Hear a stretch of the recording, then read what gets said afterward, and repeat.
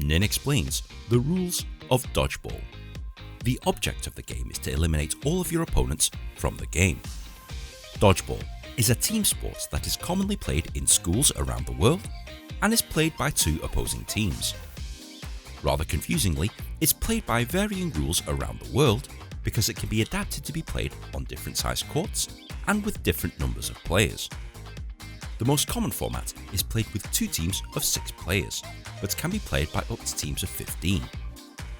Dodgeball is played on a court that's similar in size to a volleyball or basketball court, but on average, courts are approximately 50 feet by 25 feet, with a centre line and attack lines 5 feet away on either side. The area between the attack line is known as the neutral zone. The game starts with the opening rush. This is where all players stand behind their own back line, and balls are lined up along the centre line of the court.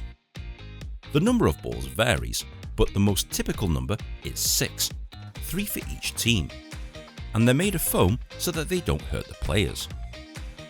When the whistle blows, players can run into the centre and retrieve their designated balls, which are usually the ones to the right side of the centre line. Once a player has retrieved their balls, they can't just throw them immediately. Some organisations require you to touch the ball to the back wall before play. Others specify having to step behind the attack line outside the neutral zone. This is known as ball activation and is designed to prevent teams just throwing the ball immediately during the opening rush. Once the balls are activated, they can then try and get the opposing players out. The main way of getting opponents out is by throwing the ball at their opponent. If they manage to throw a live ball, i.e. a ball in their possession, and it directly hits any part of their body without touching the ground, that person is out and they must leave the game immediately. Players can also pass the ball to teammates so that they can try and get the members of the opposing team out, or drop the balls to the floor. To prevent yourself from being out, you can do a number of things. You can dodge the ball, hence the name of the sport. If you have possession of a ball, you can deflect an oncoming ball with it, known as blocking. Or if you don't have possession of a ball, you can catch a ball being thrown at you. This is crucial, as if you catch a ball, the opponent throwing the ball is out instead, and you get to revive one of your players that has previously left the game. This whole process repeats itself until one team has eliminated all the players on the other team, i.e. they're all out. This game is an interesting mix of athleticism and team strategy. Do you attack just one player all at the same time?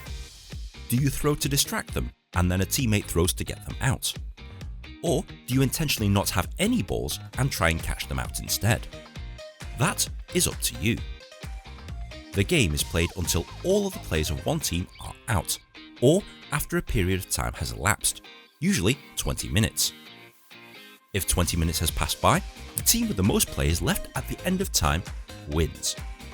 And if both teams have the same number of players, an additional period of 4 minutes will be played to determine the winner. In tournament play, winning a certain number of games, or winning the most games at the end of a certain amount of time, wins the entire match. Like with any other sport, there's a few things you cannot do in dodgeball.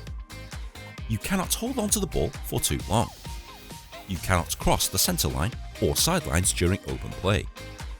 And you cannot dispute or verbally insult the referees. These infractions result in you being out.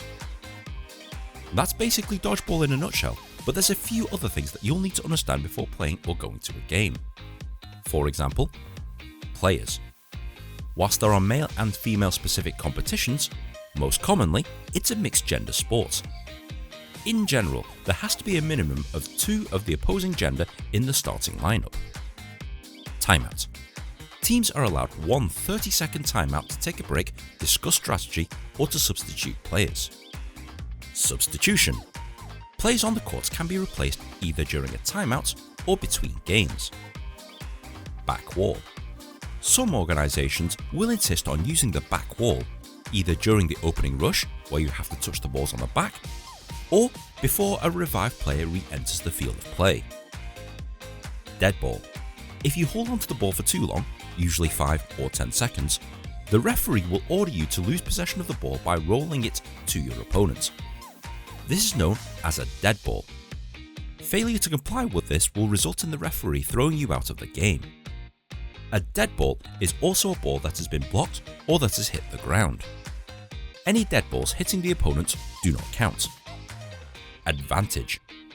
Any team with more balls, or more players if the number of balls is equal, is said to have the advantage. The team with the advantage must throw at least one of their balls within 5 to 10 seconds.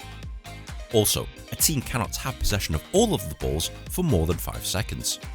Failure to throw a ball in the allotted time is known as stalling, and this results in one of their players being removed from the game. Headshots. In general, throwing a ball at someone's head results in them being out.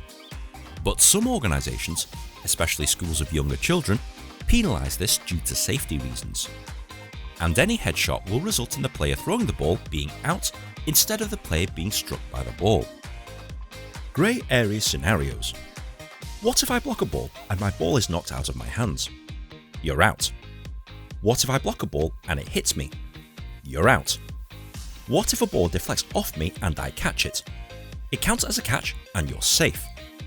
What if the ball hits a teammate and I catch it? In general, it counts as a catch, but with some organisations, the teammate is out. What if a thrown ball hits two players at the same time? Both players are out. Extreme and Ultimate Dodgeball. Some dodgeball games are played on trampolines or other unorthodox shaped courts. The rules are generally the same, but playing on things like trampolines adds an extra wacky dimension to the game. Finally, always check with your local organisation on the rules that they decide to play by, as these vary greatly from country to country and from region to region. If you found this video at all helpful, please be sure to like, share and subscribe. It takes me ages to make one of these things, and good karma is very much appreciated. Be sure to follow me on Twitter also and share this video on Reddit, but in the meantime, enjoy Dodgeball.